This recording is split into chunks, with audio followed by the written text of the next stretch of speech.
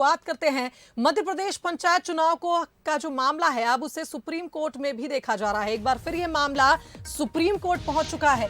केंद्र सरकार ने सुप्रीम कोर्ट से 17 दिसंबर के आदेश को वापस लेने की मांग की है। बिना ओबीसी आरक्षण के चुनाव कराना जनादेश के खिलाफ है। सुप्रीम कोर्ट से 4 महीने के लिए चुनाव टालने की मांग केंद्र सरकार ने की है। तो केंद्र सरकार ने याचिका में कहा कि 3 महीने में ओबीसी आयोग अपनी रिपोर्ट दे देगा। सुप्रीम कोर्ट का आदेश ओबीसी को 5 साल के लिए वंचित कर देगा। ओबीसी की 51% आबादी के हिसाब से पंचायत चुनाव में 27% रिजर्वेशन कानून संगत है। तो मध्य प्रदेश पंचायत चुनाव का मामला सुप्रीम कोर्ट पहुंच चुका है और एक बार फिर सुप्रीम कोर्ट पहुंचाया है केंद्र सरकार ने। केंद्र सरकार ने सुप्रीम कोर्ट से 17 दिसंबर के आदेश को वापस लेने की मांग रखी है।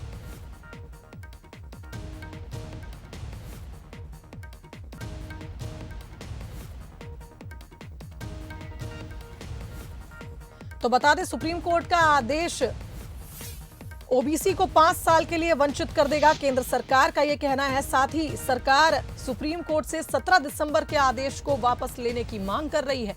बिना ओबीसी आरक्षण के चुनाव कराना जनादेश के खिलाफ है। केंद्र सरकार ने अपना मत रखा है।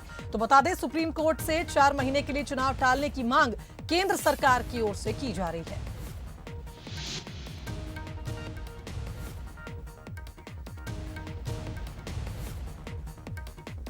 चलिए ठीक है, तो इस खबर पर हमारे साथ बीजेपी प्रवक्ता पंकज चतुर्वेदी फोन लाइन पर जुड़ गए हैं। सर, स्वागत है आपका बंसल न्यूज पर।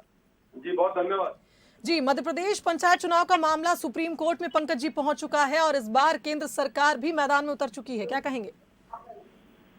देखिए, केंद्र सरकार का और भारतीय जनता पार्टी का पक्ष बहुत स्पष्ट है कि जिस प्रकार की परिस्थितियां कांग्रेस पार्टी और कमलनाथ जी की याचिका के चलते ओबीसी आरक्षण को लेकर मध्य प्रदेश में पैदा हुई है। हम सब जानते हैं कि यदि Congress party supreme court, high court जैसे विषय नहीं करती तो आज मध्य प्रदेश में ओबीसी वर्ग को 27% आरक्षण भारतीय जनता पार्टी ने चुनाव प्रक्रिया का प्रारंभ कर दिया था। लेकिन कांग्रेस पार्टी की याचिकाओं के चलते जैसी स्थिति बनी वो हम सबके सामने है।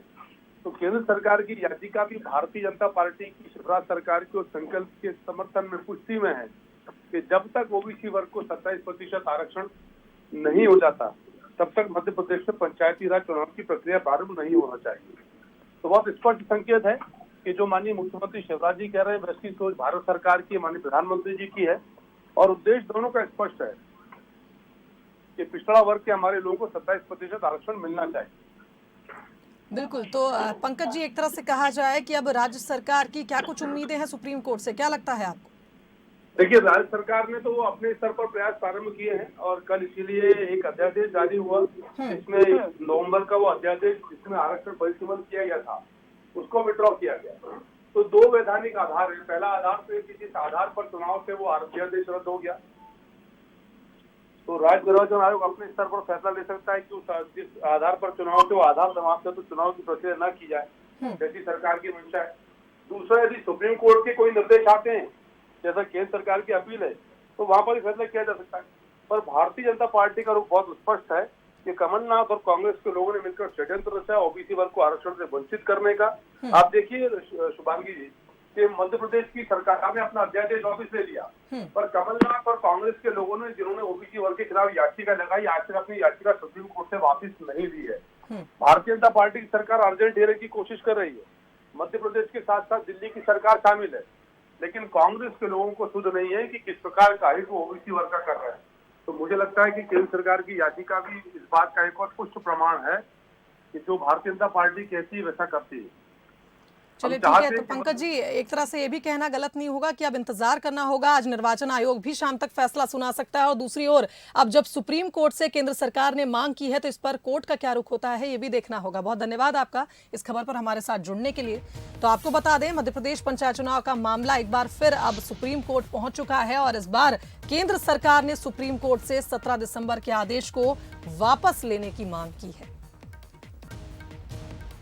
तो सुप्रीम कोर्ट से 4 महीने के लिए चुनाव टालने की मांग केंद्र सरकार ने की है। बिना ओबीसी आरक्षण के चुनाव कराना जनादेश के खिलाफ होगा, ये मत केंद्र सरकार ने सुप्रीम कोर्ट के सामने रखा है।